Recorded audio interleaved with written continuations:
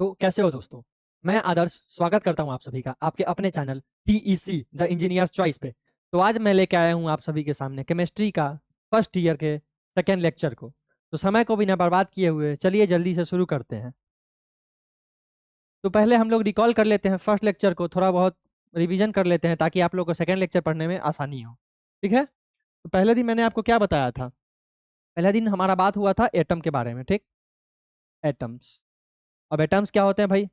Atoms होते हैं basic unit of an element. ठीक, basic unit of an element. ठीक, क्लियर है। अब भाई बात आता है कि एटम्स जो है वो बेसिक यूनिट ऑफ एलिमेंट होते हैं। तो एटम्स बने किस किस चीज से होते हैं? तो एटम्स बने होते हैं, atoms consists of protons, neutrons and electrons. ठीक, एटम प्रोटॉन न्यूट्रॉन और इलेक्ट्रॉन से बने होते हैं। मैंने पिछली क्लास में बताया था आपको। अब इसमें प्रोटॉन्स क्या होते हैं? तो प्रोटॉन्स जो होते हैं वो पॉजिटिव चार्ज के होते हैं। ठीक, प्रोटॉन्स पॉजिटिव चार्ज पार्टिकल्स होते हैं जो कि न्यूक्लियस के अंदर होते हैं। ध्यान रखना ये चीज। न्यूट्रॉन्स क्या होते हैं? न्यूट्रॉन्स होते हैं निगेटिव चार्ज। ठीक, क्लियर है। सॉरी, न्यूट्रॉन्स होते हैं zero charge. Neutrons zero charge होते हैं। जीरो चार्ज मतलब कि इसमें प्लस नो चार्ज, इसमें कोई चार्ज नहीं होता और ये भी न्यूक्लियस के अंदर होता है। प्रोटॉन्स और न्यूट्रॉन्स जो होते हैं वो न्यूक्लियस के अंदर होते हैं और इलेक्ट्रॉन्स जो होते हैं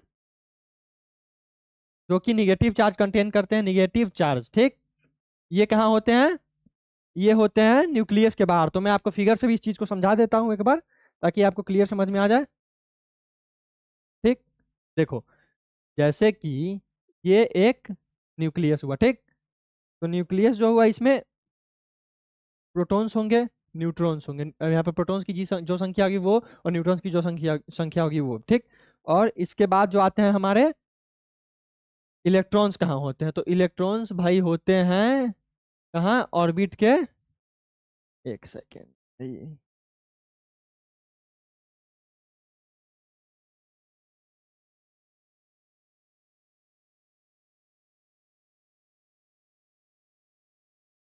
भैया, हाँ। तो प्रोटॉन्स और न्यूट्रॉन्स हो गए जो न्यूक्लियस के अंदर। ये गोला जो है ये न्यूक्लियस हो गया। ठीक, और इसके जो बाहर होते हैं ये सारे जो होते हैं इसके बाहर घूम रहे होते हैं जो वो होते हैं इलेक्ट्रॉन्स। तो प्रोटॉन्स हो गए यहाँ पे पॉजिटिव चार्ज पार्टिकल्स, न्यूट्रॉन हो गए नो चार्ज या उसमें कोई चार्ज नहीं होता, वो कोई चार्ज कंटेन नहीं करता। फिर आता आपका इलेक्ट्रॉन्स। इलेक्ट्रॉन्स क्या होता है? निगेटिव चार्ज पार्टिकल्स होते हैं। यहाँ तक क्लियर है? चलिए आगे बढ़ते हैं। फिर मैंने आपको बताया था एटॉमिक मास और एटॉमिक नंबर के बारे में। ठीक, जे थॉमसन्स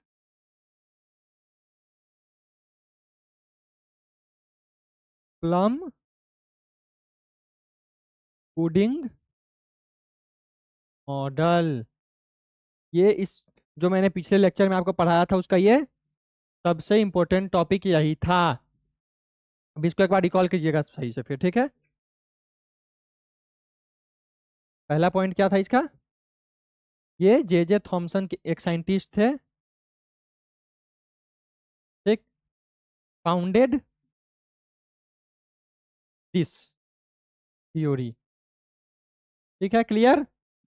अब भाई कब पढ़ाया था इसको? तो इन कब ये थ्योरी आया था? तो इन 1904। अब इसका मोटिव क्या था? तो इसका मोटिव ये था कि ये थ्योरम क्या स्टेट करता था? तो इसमें पहला ये स्टेट करता था कि इलेक्ट्रॉन्स जो होते हैं वो रिवॉल्व करते हैं, इलेक्ट्रॉन्स जो होते हैं वो निगेटिव चार्ज होते हैं। ठीक, और ये रिवॉल्व करते हैं न्यूक्लियस के बाहर, क्योंकि अंदर जो होते हैं वो होते हैं प्रोटॉन्स और न्यूट्रॉन्स जो कि मैंने आपको इससे पहले बताया है। और दूसरा ये कि एटम्स जो होते हैं आर न्यूट्रल। ठीक है, क्लियर। ठीक है, यहाँ तक क्या था इसका मतलब? इलेक्ट्रॉन्स जो होता है निगेटिव चार्ज का कंडक्ट करते हैं और एक होता है एटम जो न्यूट्रल होते हैं। दो मोटिव था इस थ्योरम के लाने का। तो ये वो दोनों मोटिव यही थे। ठीक, एक और बात मैं आपको बताता हूँ, यहाँ पे मैं नोट नहीं करा लेकिन ये बात आप अपने माइंड में नोट कर लो। एक था कि ये कब इसका डिस्कवरी था? जब इसका डिस्कवरी हुआ था तो उस टाइम न्यूक्लियस का खोज हो चुका था। ठीक है, सॉरी उस टाइम न्यूक्लियस का खोज नहीं हुआ था। हाँ, लेकिन उस टाइम इलेक्ट्रॉन्स का खोज ऑलरेडी हो चुका था। मतलब सबको ये पता था कि इलेक्ट्रॉन्स कुछ होते हैं, लेकिन ये नहीं पता कि न्यूक्लियस कुछ होता है। मतलब प्रोटॉन्स न्यूट्रॉन्स पता था, इलेक्ट्रॉन्स पता था, लेकिन न्यूक्लियस का खोज उस टाइम तक नहीं हुआ था। ठीक है, मैं आपको इसका भी एक बार फिगर रिकॉल करा देता हूँ। ओके, देखिए इसका फिगर मैं आपको रिकॉल करा रहा हूँ। ठीक, अब देखिए इसमें क्या था कि फिगर में ये एक बाउल है, क्लियर। अब बाउल में एक पुडिंग है, पुडिंग मतलब जो मीठा खीर वगैरह होता है उसको पुडिंग बोलते हैं। ठीक, तो ये यहाँ पे ये सारे जो माइनस माइनस आपको दिख रहे हैं, ये सारे थे आपके इलेक्ट्रॉन्स। ठीक, जे थॉमसन के द्वारा, ये मैं नहीं करा आपको, ये आपको जे थॉमसन साहब बोलते हैं कि ये सारे जो निगेटिव एनर्जी थे ये इलेक्ट्रॉन्स थे। ठीक, तो अब यहाँ पे आ जाओ, यहाँ से फिर वापस आओ आप लोग घूम के यहाँ पे। क्या यहाँ पे बताया गया है कि एटम्स आर न्यूट्रल, मतलब एटम जो होते हैं वो न्यूट्रल होते हैं। तो भाई अब हम लोग फिगर के हिसाब से तो लग रहा है कि फिगर के हिसाब से कि भाई यहाँ पे बस निगेटिव चार्ज ही है, इलेक्ट्रॉन्स ही है। तो अब जब यहाँ पे थॉमसन साहब ये बात भी बोल रहे हैं कि न्यूट्रल होता है, तो न्यूट्रल होता है तो इसमें कहीं ना कहीं पॉजिटिव एनर्जी भी तो होगा, जो कि इस सारे पुडिंग को यहाँ पे वो कर रहा होगा, न्यूट्रल कर रहा होगा। तो वो जो न्यूट्रल इसको कर रहा है उसके उसके बारे में हम लोग जानते हैं। तो जो न्यूट्रल इसको कर रहा होगा वही तो पॉजिटिव एनर्जी होंगे, जो इसमें पॉजिटिव एनर्जीज होंगे वही तो मिलके इसको न्यूट्रल कर रहा होगा, क्योंकि सारे यहाँ पे निगेटिव एनर्जी दिखाई दे रहा है जो कि इलेक्ट्रॉन्स है। और यहाँ पे थॉमसन साहब बोल रहे हैं कि न्यूट्रल होता है एटम। तो भाई इसमें जो पॉजिटिव एनर्जीज होंगे वो हिडन है, वही होते हैं जो न्यूक्लियस के अंदर होते हैं। ठीक है, अब आपको समझ आया कि जो न्यूक्लियस के अंदर होते हैं वही प्रोटॉन्स होते हैं, जो कि प्रोटॉन्स और इलेक्ट्रॉन्स दोनों अगर उसमें रहेंगे तब तो जाके ये एटम को न्यूट्रल करेगा। यही था थॉमसन साहब का थ्योरी। ठीक, तो अब रिकॉल कर लिया आपने कि 1904 में जे थॉमसन के द्वारा ये थ्योरी दिया गया था। क्यों दिया गया था? तो दो मोटिव था इसके देने का कि भाई एक इलेक्ट्रॉन्स निगेटिव चार्ज कंडक्ट करते हैं और एक एटम्स न्यूट्रल होते हैं। ठीक, क्लियर है यहाँ तक? तो चलिए अब हम लोग अपने लेक्चर 2 की तरफ बढ़े। चलिए बढ़ते हैं। तो भाई आपका इसका फर्स्ट मॉड्यूल जो है वो आपका है, फर्स्ट मॉड्यूल का हम लोग ये टॉपिक तो हम लोग ने डिस्कस कर ही लिया था कि एटम्स जो होते हैं वो एटम और एटम्स के बारे में मैंने बेसिक आपको पढ़ा ही दिया था। उसके बाद आपका था क्या, इसका मॉड्यूल फर्स्ट में failures of classical Newtonian and Maxwell wave mechanics to explain properties of a particle at atomic and subatomic level. तो इसमें हम लोग किस बारे में चर्चा करने जा रहे हैं? इस बारे में चर्चा करने जा रहे हैं कि फेलियर्स ऑफ क्लासिकल न्यूटोनियन। अब न्यूटोनियन साहब का एक थ्योरी था वो फेल हुआ था, फिर मैक्सवेल वेव मैकेनिक्स था एक, वो भी फेल हुआ था। क्यों फेल हुआ? तो क्योंकि उन्होंने एटॉमिक और सब एटॉमिक लेवल के प्रॉपर्टीज को एक्सप्लेन नहीं कर पाया। तो जो जो उन्होंने थ्योरी इसमें दिया था वो सारे थ्योरी फेल हो चुके थे। ठीक है, तो इसमें हम लोग आगे बढ़े। चलिए बढ़ते हैं। तो भाई पहले ये तो जानोगे ना कि इसको क्लासिकल न्यूटोनियन और वेव मैकेनिक्स है क्या। तो पहले हम लोग वो जान लेते हैं, उसके बाद इसका फेलियर होने का रीजन जानेंगे। ओके, तो आपके मैं आपको बता रहा हूँ कि क्लासिकल न्यूटोनियन क्या था।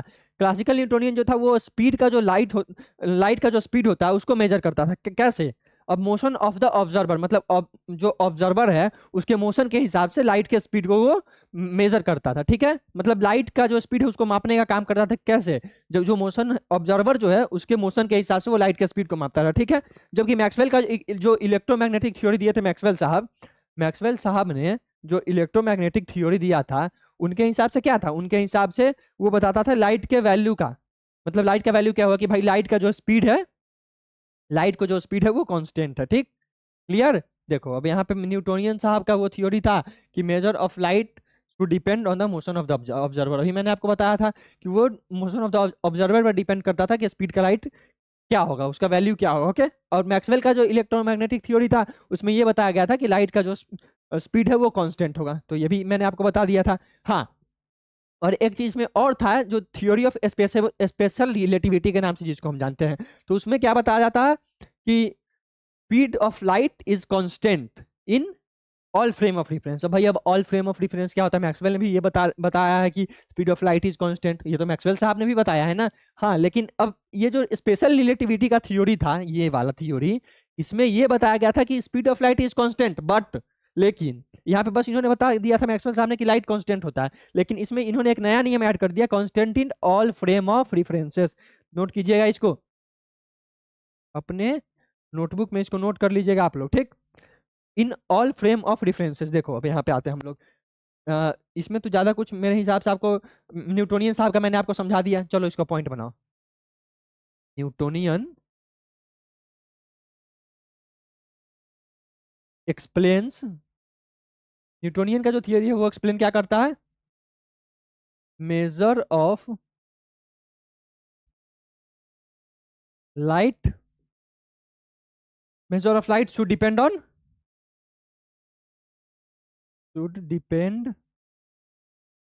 on motion of observer, ठीक है, मोशन ऑफ ऑब्जर्वर, ओके।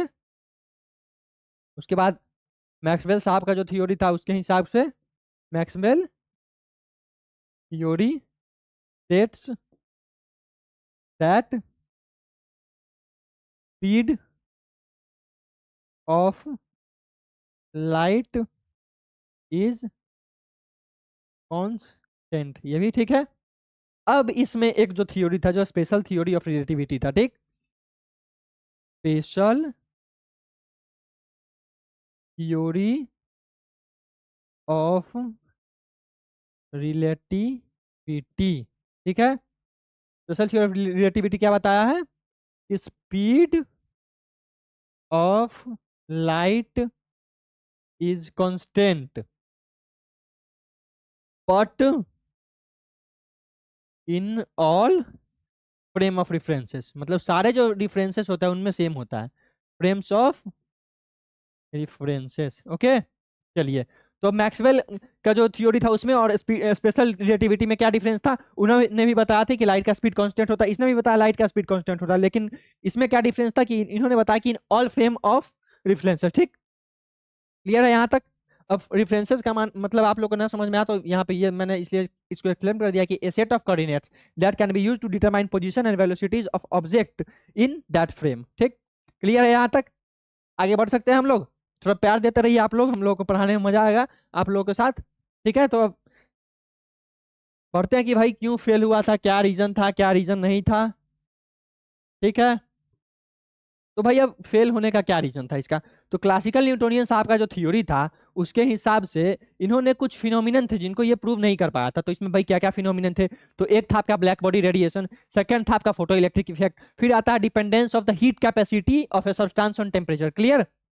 तीन मैंने आपको अभी गिना दिया, फोटो इलेक्ट्रिक इफेक्ट, एक ब्लैक बॉडी रेडिएशन का फिनोमिना था वो इनका वर्क नहीं कर पाया था, और एक था heat capacity of a substance, ठीक, यहाँ तक क्लियर। उसके बाद आता आपका टेनिन इफेक्ट, एक फिनोमिन था वो भी इनका फेल हो गया था। एक जो सबसे मेन था आपका वो था द रमन इफेक्ट, वो भी फेल हो गया था। तो एक रमन इफेक्ट और एक इसमें है फोटो इलेक्ट्रिक इफेक्ट, जो कि आप लोगों के लिए एग्जाम पॉइंट ऑफ व्यू से सबसे ज्यादा जरूरी है। तो इन दोनों टॉपिक पे हम बहुत ज्यादा बात करने वाला है, बाकी टॉपिक को भी थोड़ा बहुत हम लोग टच करेंगे ताकि आपका कोई भी टॉपिक किस एक भी नंबर का क्वेश्चन आपका एग्जाम में मिस ना हो। तो चलिए जल्दी से शुरू करते हैं इसको। अब मैंने आपको इतना तो अभी ही बता दिया कि Newtonian mechanic cannot explain phenomena as black body radiation, अभी बताया। फिर फोटो इलेक्ट्रिक इफेक्ट को भी नहीं बता पाया था। फिर dependence of heat capacity of a substance on temperature, एक गिवन टेम्परेचर पर जो सब्सटेंस का हीट कैपेसिटी है वो भी एक्सप्लेन नहीं कर पाया था। फिर इनका मैटीन इफेक्ट नहीं एक्सप्लेन कर पाया था, क्वांटम मैकेनिक ट्यूनलिंग नहीं था, और एक सबसे जो मेन था आपका रमन इफेक्ट, ये भी नहीं कर पाया था, ठीक, क्लियर है। आगे बढ़े, चलिए आगे बढ़ते हैं। हाँ भाई, अब आगे आ गया कि आप ब्लैक बॉडी फिनोमिनन को एक्सप्लेन नहीं कर पाया था। तो पहले आप ये तो जानो कि ब्लैक बॉडी होता क्या है, क्योंकि ऐसे मैं बढ़ा दूंगा आपको आगे लेकिन आपको समझ में नहीं आएगा। तो पहले मैं आपको ये तो बताऊं कि ब्लैक बॉडी होता क्या है। तो भाई ब्लैक बॉडी एक थियोरेटिकल कंस्ट्रक्शन है जो कि बताता है कि जो ऑब्जेक्ट है उसका इलेक्ट्रोमैग्नेटिक रेडिएशन फॉल कर रहा है, कहाँ पे फॉल कर रहा है, क्या फॉल कर रहा है, उसको यही ब्लैक बॉडी रेडिएशन बताता है, ठीक, क्लियर। और हाँ, इसमें एक चीज और था कि इसका जो मतलब थियोरेटिकल कॉन्सेप्ट था उसमें ये बताया गया था कि वेवलेंथ जो होता है उस जब लाइट को एब्जॉर्ब करता है तो इसमें लाइट का रिफ्लेक्शन बिल्कुल ही नहीं होता। मतलब एक चीज तो यहाँ पे क्लियर होगा कि भाई यहाँ पे लाइट का रिफ्लेक्शन जीरो होगा, ठीक। अब इसका थियोरेटिकल कंसेप्ट क्या था, तो थियोरेटिकल कंसेप्ट इसका यही था कि क्वांटम मैकेनिक्स में कोई भी मटेरियल जो कि कंप्लीटली लाइट को एब्जॉर्ब कर रहा है, मतलब लाइट के फ्रीक्वेंसीज को एब्जॉर्ब कर रहा है, उसमें एक थर्मोडाइनेमिक्स का रूल था। थर्मोडाइनेमिक्स का क्या रूल था, वो रूल था कि ideal body must also re-emits as much as light it absorbs, ठीक। अब देखो यहाँ पे एक चीज, फिर यहाँ पे एक्सेप्शन आ गया कि कॉन्सेप्ट था ब्लैक बॉडी का, उसमें न्यूटोनियन साहब का एक रूल था कि नो लाइट इज रिफ्लेक्टेड, क्या था, नो लाइट इज रिफ्लेक्टेड। और थर्मोडाइनेमिक्स का एक रूल था जहां पे क्या है, body ideal body must re-emit as much as light is absorb. Re-emits मतलब कि पुनः उत्सर्जन करना, पुनः उत्सर्जित करना। तो थर्मोडाइनेमिक्स के रूल के हिसाब से जो ब्लैक बॉडी लाइट को एब्जॉर्ब कर रहा है, उससे कहीं जितना ज्यादा हो सके उतना ज्यादा लाइट को इसको उत्सर्जित करना था, फिर से मतलब री इमिट करना था। लेकिन इनका न्यूटोनियन साहब का कहना यह था कि लाइट का रिफ्लेक्शन होगा ही नहीं ब्लैक बॉडी रेडिएशन में, ठीक है। तो इसी वजह से न्यूटोनियन साहब का ये थ्योरी फेल कर गया था, ठीक है। तो हम लोग आगे बढ़े, चलिए बढ़ते हैं आगे। अब properties of a black body radiation. अब ब्लैक बॉडी रेडिएशन तो मैंने अभी आपको बताया कि क्या होता है, इसके कुछ प्रॉपर्टीज होते हैं, उनको उनके बारे में भी पढ़ लेते हैं हम लोग, ठीक। तो अब आपका आता है properties of a black body radiation. तो इसमें it absorbs all incident radiation falling on it and doesn't transmit और reflect regardless of wavelength and direction, ठीक। अब इस पे जो भी हीट इस पे आएगा, जो भी रेडिएशन ये एब्जॉर्ब करेगा, उसको वेवलेंथ और डायरेक्शन के हिसाब से भी ये रिफ्लेक्ट नहीं कर पाता था। मतलब उसको ट्रांसमिशन और रिफ्लेक्शन नहीं कर पाता था ये, वेवलेंथ के हिसाब से भी और दिशा के हिसाब से भी, ठीक। इतना तक क्लियर है आपका। इसमें एक और चीज आया है, देखिए यहाँ पे थर्मल रेडिएशन। अब थर्मल रेडिएशन क्या होता है? थर्मल रेडिएशन जो होता है वो हीट के प्रेजेंस में जो एक एनर्जी उत्पन्न होता है एक ऑब्जेक्ट से, उसको हम लोग बोलते हैं थर्मल रेडिएशन। यहाँ पे एक फिगर है, जिस फिगर के हिसाब से मैं आपको समझाने की कोशिश कर रहा हूँ। देखिए यहाँ पे ये एक बॉन्ड फायर को समझिए, कैंप फायर है, ठीक।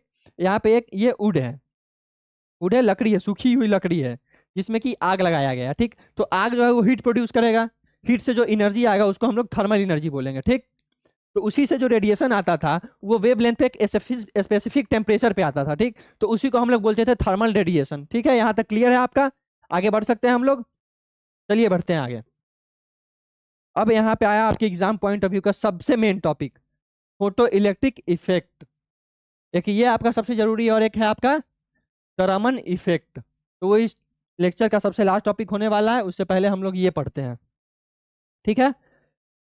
Photo electric effect. अब इसमें इमिशन ऑफ इलेक्ट्रॉन्स होता था। इमिशन ऑफ इलेक्ट्रॉन्स मतलब उत्सर्जन होता था। री इमिट मतलब पुनः उत्सर्जन, और इमिट्स मतलब उत्सर्जन, ठीक है। तो इसमें इमिशन ऑफ इलेक्ट्रॉन्स होता था जब कब जब इलेक्ट्रोमैग्नेटिक रेडिएशन जैसा कि लाइट एक मटेरियल को हिट करता था, ठीक है।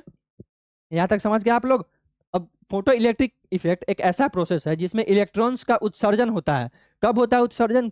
जब इलेक्ट्रोमैग्नेटिक रेडिएशन एक बॉडी को हीट के माध्यम से वो हिट करता है। मतलब लाइट जैसे हो गया, वो किसी मटेरियल को हिट करेगा, कब? इलेक्ट्रोमैग्नेटिक रेडिएशन के प्रेजेंस में। तो लाइट वहां पे जो है इलेक्ट्रॉन्स का उत्सर्जन होगा, उसी प्रोसेस को हम लोग बोलते हैं फोटो इलेक्ट्रिक इफेक्ट। अब इस प्रोसेस में जो इलेक्ट्रॉन्स उत्सर्जित होंगे उनको हम लोग बोलते हैं फोटो इलेक्ट्रॉन्स। अब फोटो इलेक्ट्रॉन्स हम लोग समझते हैं, यहाँ पे आइए, फोटो इलेक्ट्रॉन्स, ठीक है। Photo electrons. अब फोटो इलेक्ट्रॉन्स में दो शब्द हैं, फोटो। फोटो क्या होगा? Photo means light, photo means light, presence of light को ही फोटो बोलते हैं। और इलेक्ट्रॉन्स मैंने आपको पहले टॉपिक में ही बताया था, निगेटिव चार्ज पार्टिकल्स होते हैं, ये निगेटिव चार्ज कंडक्ट करता है, ठीक है। तो वैसे इलेक्ट्रॉन्स जो कि लाइट के प्रेजेंस में उत्सर्जित किए जाते हैं उनको हम लोग बोलते हैं फोटो इलेक्ट्रॉन्स, ठीक है। The phenomenon is studied in condensed matter physics, solid state and quantum chemistry to draw interfaces about the properties of atoms, molecules and solids, ठीक है। तो इस फिनोमिनन को हम लोग कंडेंस मैटर फिजिक्स में पढ़ेंगे, उसके बाद सॉलिड स्टेट में पढ़ेंगे, क्वांटम केमिस्ट्री जो कि मैं आगे आपको पढ़ाऊंगा उसमें पढ़ेंगे, फिर properties of atoms, molecules and solids. इन तीनों के प्रॉपर्टीज को एक्सप्लेन करने के लिए, उन पे प्रकाश डालने के लिए हम लोग इसी इफेक्ट का प्रयोग करेंगे। क्लियर है यहाँ तक? ठीक है।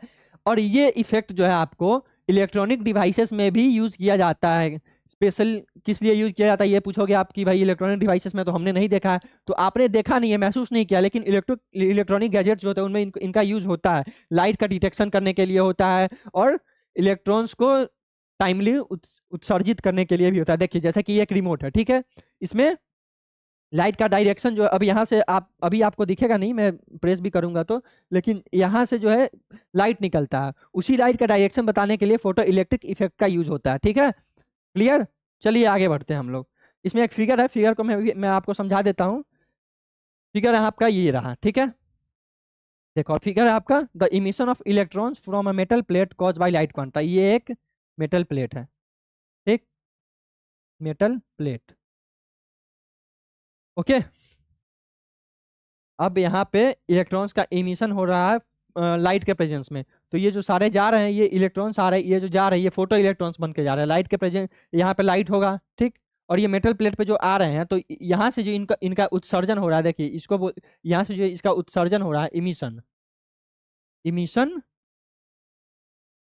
ऑफ इलेक्ट्रॉन्स जो हो रहा है, उसी को हम लोग बोलेंगे फोटो इलेक्ट्रॉन्स। क्लियर? क्यों बोलेंगे फोटो इलेक्ट्रॉन्स? क्योंकि ये लाइट के प्रेजेंस में हो रहा है। मैं आपको बार बार बोल रहा हूँ कि फोटो इलेक्ट्रॉन्स मतलब कि वैसे इलेक्ट्रॉन्स जो कि लाइट के प्रेजेंस में उनका एमिशन होता है, उसी को हम लोग बोलते हैं फोटो इलेक्ट्रॉन्स। यहाँ तक आपको समझ में आ गया होगा, उम्मीद करता हूँ मैं। आगे बढ़ सकते हैं हम लोग, चलिए आगे बढ़ते हैं। अब आपका आ गया क्रोमैटिन इफेक्ट, इसके बारे में हम लोग थोड़ा बहुत डिस्कस कर लेते हैं। स्किप तो नहीं ही कर सकते हैं कोई भी टॉपिक, पता नहीं एग्जाम में कब क्या पूछ दे। तो क्रोमैटिन इफेक्ट के बारे में हम लोग जानते हैं, थोड़ा बहुत इसके बारे में भी जान लेते हैं। देखिए, एक ऐसा इफेक्ट है जिसमें कि क्रोमैटिन डायरेक्ट और इनडायरेक्ट वे में इन्वॉल्व होता है। क्यों? पाथवेज को सिग्नल करने के लिए, मतलब जो उसका दिशा होता है, जो उसका रास्ता होता है, जो उसका पथ होता है, उसको सिग्नल करने के लिए। क्यों? Modulate level of chromatin folding and formulate to regulate transcription, ठीक। उसको मॉड्यूलेट करने के लिए, ठीक है, उसको कंप्रेस करने के लिए डायरेक्ट और इनडायरेक्ट वेव में जो फोर्सेस क्रोमैटिन इन्वॉल्व कराता है, उसी को हम लोग बोलते हैं क्रोमैटिन इफेक्ट, ठीक।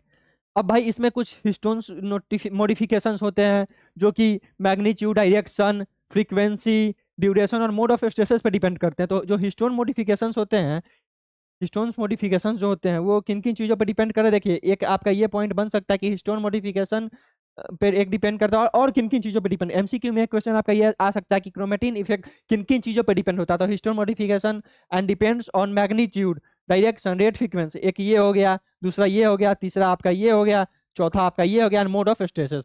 पांच पांच चीजों पे वो स्पेशली डिपेंड होता है, magnitude, direction, rate, frequency, duration and mode of stresses. एक बार इसको फिर से रिकैप कर लेते हैं कि भाई क्रोमैटिन इफेक्ट में जो फोर्स क्रोमैटिन अप्लाई करता है वो डायरेक्ट और इनडायरेक्ट वे में अप्लाई करता है। क्यों? मॉड्यूलेट करने के लिए, जो पाथवेज होता है उसको मॉड्यूलेट करने के लिए, और उसको कंट्रोल करके हिस्टोन मॉडिफिकेशन मॉडिफाई करने के लिए। और वो उनमें किन किन चीज़ों पे वो डिपेंड रहता है, तो डिपेंड इन्हीं पांचों चीज़ों पे रहता है जो कि मैंने आपको बता दिया। ये पांचों चीज़ आप लिख लीजिएगा। एक एक पॉइंट आपका, स्पेशल पॉइंट आपका यहीं से शुरू होता है इसमें, कि depends on magnitude, direction, rate, frequency, duration and mode of stresses. इसमें एक क्वेश्चन आपका ये पूछ सकता है कि भाई इसमें किस किस वे में होता है क्रोमैटिन इफेक्ट, इन्वॉल्व इन विच वे। तो आप एमसीक्यू में ये आ सकता है आपका डायरेक्ट और इनडायरेक्ट वे, ठीक है। और एक क्वेश्चन आपका इसमें एक 2 नंबर का ये भी बन सकता है कि भाई किन किन चीज़ों पर डिपेंड करता है। तो हो सकता है इस चारों में से एक कहीं आपका दे दे, फिर बाकी कोई 3 चीज़ दे दे। तो ये पांचों आप याद रखोगे तो कम से कम 2 नंबर का ये क्वेश्चन और 2 नंबर का आपका ये क्वेश्चन तो मिस नहीं होगा ना, ठीक है। क्लियर है आपका क्रोमैटिन इफेक्ट? उम्मीद करता हूँ इतना तो समझ में आ गया होगा आपको। अब हम लोग बढ़ते हैं नेक्स्ट टॉपिक की तरफ, जो कि है आपका क्वांटम ट्यूनलिंग। अब क्वांटम ट्यूनलिंग क्या है और है इसके बारे में इंटरेस्ट जगह आप लोग थोड़ा, ठीक है। तो पढ़ते हैं हम लोग। देखो, क्वांटम ट्यूनलिंग में मैं आपको सिंपली एक चीज बताया था, ये एक पेनिट्रेशन प्रोसेस है जो कि एनर्जी बैरियर के को डायरेक्ट पेनिट्रेट करके जितना ज़्यादा ये एनर्जी लगा सकता है उतना ज़्यादा एनर्जी लगा के ये पेनिट्रेशन करता है। जबकि न्यूटोनियन साहब का जो थ्योरी था उसमें वो पेनिट्रेशन नहीं करता था, वो उसके ऊपर से जाता था अपने वेवलेंथ के। देखो, ये जो मान लो ये आपका फिगर के माध्यम से ही आप लोग समझो, ज़्यादा बेटर रहेगा आप लोगों के लिए। क्योंकि जो मैं आपको बोल के समझाऊंगा वो और जो मैं आपको फिगर बना के समझाऊंगा उसमें अंतर होगा। लिखा हुआ याद नहीं आता, लेकिन जो फिगर रहता है, जैसे हम लोग सिनेमा घर में जाते हैं तो फोटो याद रहता है ना, वैसे ही फोटो आपको यहाँ पे याद रहेगा, थ्योरी भूल जाओगे। तो फोटो याद रहेगा तो कुछ तो लिखोगे एग्जाम में चल के। चलो, अब क्लासिकल मैकेनिक्स जो था, जो न्यूटोनियन साहब का था, उसमें था क्या कि भाई जो पार्टिकल्स है वो, ये एक बैरियर है, ठीक है, ये एक बैरियर है, ठीक है, बैरियर। भाई बैरियर है तो इसमें जो न्यूटोनियन साहब का थ्योरी था उसके हिसाब जो है, जो पार्टिकल्स है वो इसके ऊपर से जाएंगे, ठीक है, ऊपर से वेवलेंथ के हिसाब से जाएंगे, ठीक। वेवलेंथ क्या होता है? शॉर्टेस्ट डिस्टेंस होता है जिसको हम लोग लेम्बडा से डिनोट करते हैं, ये भी मैंने आपको बताया था, ठीक।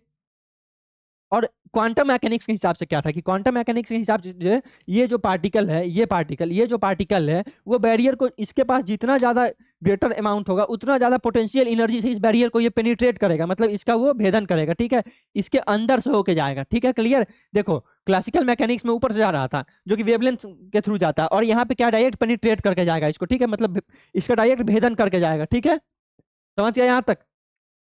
और ये थ्योरम क्यों इंपॉर्टेंट है, देखो कितना इजी वे में मैंने आपको ये समझा दिया। अब इतना लंबा आप थ्योरी रटोगे नहीं, लेकिन खुद से बना के तो लिख सकते हो कि हाँ क्लासिकल मैकेनिक्स में वो जो क्या बोलते हैं पार्टिकल्स होते हैं वो डायरेक्ट पेनिट्रेट नहीं करते हैं, but in quantum mechanics the particles use their as much as potential energy to penetrate the barrier, ठीक है। और ये हमारे लिए प्रोसेस इंपॉर्टेंट क्यों है, क्यों, क्योंकि ये जो है डायरेक्टली क्लास न्यूटोनियन साहब का जो मैकेनिक्स था उसको डायरेक्टली खंडन करता है, उसका डायरेक्टली विरोध करता है। कैसे, ये पेनिट्रेट करके जा रहा है और वो अपने वेवलेंथ के हिसाब से जा रहा है, तो एक किसी का फेल होगा ना। तो हम लोग तो पहले ही पढ़ चुके हैं कि फेलियर ऑफ क्लासिकल न्यूटोनियन, तो क्लासिकल न्यूटोनियन साहब का फेल होगा, ठीक है। देखो यहाँ पे दिया भी ये पॉइंट में आपको कि it violates the principle of classical mechanics. Violates मतलब, वायोलेट्स, वायोलेट्स मतलब खंडन करना, खंडन या विरोध करना, ठीक है। बहुत से बच्चों को हो सकता है इंग्लिश समझने में दिक्कत हो, जो जटिल वर्ड्स है तो उनको मैं हिंदी में भी समझा रहा हूँ कि उनका खंडन करता है, क्लासिकल न्यूटोनियन का जो वो थ्योरी था उसको ये खंडित करता है, उसको उसका ये विरोध करता है अपनी तरफ से, ठीक है। क्लियर है यहाँ तक। अगले टॉपिक पे हम लोग बढ़ सकते हैं। और मैं आपको बता दूं कि इसके बाद वाला टॉपिक जो है इस लेक्चर का वो आखिरी टॉपिक है, द रमन इफेक्ट।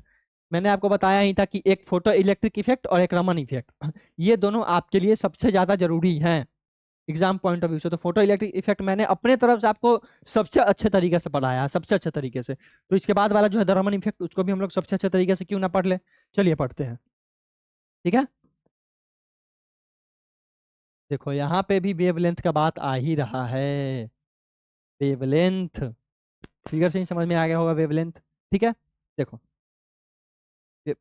वेवलेंथ में, अब इसको क्या बोलते हैं हम लोग, स्पीड ऑफ लाइट। स्पीड जो चैप्टर फिजिक्स है उसमें 12th में आपको पढ़ा होगा कि जो ऊपर से जो वेव आता है उनको हम लोग बोलते हैं crest, the upper part of the wave. हालांकि ये अभी जरूरी नहीं है, लेकिन मैं आपको एक बार रिवीजन कराते हुए चल रहा हूँ कि ताकि केमिस्ट्री आपको इजी लगे, ठीक है। केमिस्ट्री को एक्सेप्शन में मत रखना, इसको इजी बना के चलेंगे हम लोग। क्रेस्ट और नीचे वाले को हम लोग बोलते हैं ट्रफ, ओके क्लियर। और वेवलेंथ को डिनोट किस चीज से करते हैं, तो लेमडा से डिनोट करते हैं। चलो एक पॉइंट यहाँ पे भी मैं आपको बना देता हूँ, कहीं एक नंबर का क्वेश्चन आ जाए आपका MCQ. Wavelength is denoted by lambda, okay clear, ठीक। अब ये था क्या, तो the Raman effect involve scattering of light by molecule of gases, solid और लिक्विड। मतलब स्टेट ऑफ मैटर तो आपने पढ़ा होगा कि मैटर में 3 टाइप के वो होते हैं, सॉलिड, लिक्विड और गैस। तो ये तीनों चीजों से लाइट का जो लाइट जो होता था उसके स्कैटरिंग में इन्वॉल्व होता था। रमन इफेक्ट के द्वारा ही हम लोगों ने ये पढ़ा था कि जो लाइट का स्कैटरिंग होता है वो molecule of gases, liquid and solid तीनों में होता है, ठीक है। क्लियर है यहाँ तक। चलो डिस्पर्शन ऑफ लाइट आपने पढ़ा हो कि light of scattering of light is known as dispersion of light, जो कि प्रिज्म के थ्रू पास कराते हैं तो एक विजुअल बनता है। मैं फिगर बना के समझाऊंगा आपको इससे आगे, लेकिन अभी रमन इफेक्ट पढ़े तो इसमें मैंने थोड़ा बहुत आपको रिकैप करा दी वो चीज। तो अब क्लियर वे में इसका डिफिनेशन समझो। The Raman effect involve scattering of light by molecule of gases, liquid and solids, ठीक है। The Raman effect consists of the appearance of extra spatial lines near the wavelength of the incident line, ठीक। अब देखो the wavelength of the incident line, अब वो ये एक incident line है, ठीक। उसके वेवलेंथ पे भी अपीयरेंस करता है इसका एक्स्ट्रा स्पेशल लाइन जो कि वेवलेंथ के नियर होता है, ठीक है। रमन इफेक्ट में ये भी एक चीज है, देखो एक ये पॉइंट आपका बन गया, फर्स्ट पॉइंट ये आपका बन गया, सेकंड पॉइंट आपका यहाँ बन गया। The Raman effect consist of the appearance of extra spectral lines near the wavelength of the incident light, ठीक। ठीक है क्लियर है। इंसिडेंट रे आपने पढ़ा होगा, डाइवर्जेंट रे आपने पढ़ा होगा, ये सब तो आपने क्लियरली पढ़ा ही होगा, नो डाउट।